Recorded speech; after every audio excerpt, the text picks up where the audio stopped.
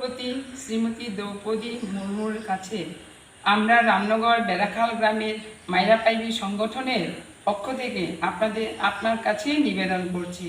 বর্তমানে মণিপুর রাজ্যে যে অগ্নিগর্ভ পরিস্থিতি ভারতবর্ষের এক গণতান্ত্রিক দেশে অমানবিক ধ্বংসলীলা চালিয়ে যাচ্ছে এবং নিরীহ নাগরিকদের দৈনজীবন নরকে পরিণত হচ্ছে।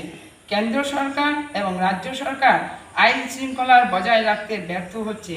তাই মহামহিম রাষ্ট্রপতির কাছে আমরা অনুরোধ করছি যে মণিপুরে জনজীবন স্বাভাবিক ও শান্তি পুনরায় ফিরে আসার কঠোর পদক্ষেপ নেওয়ার জন্য বারবার অনুরোধ করছি।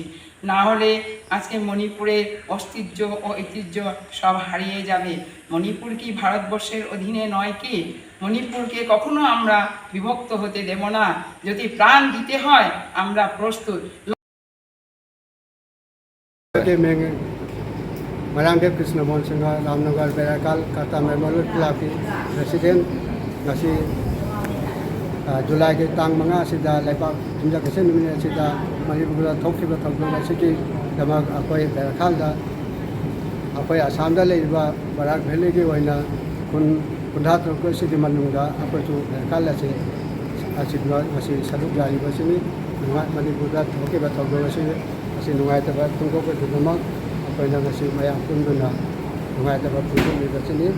Asyik matungina pergi Manipur Sarkar na Supreme Court na su kanoda mada biren Sarkar da hanji updated status kalau wana so high kale adu kita makso matungda Supreme Court na kari pau birakwa adu su kangan kali wana na su Manipur da aje khatang shanti purak le haina chu tai madudi ngasi degi hona ngasi tang manga chi hona class 1 dagi class 8 phawa ngasi degi school chu pangane haina chu pau tai asi haila ga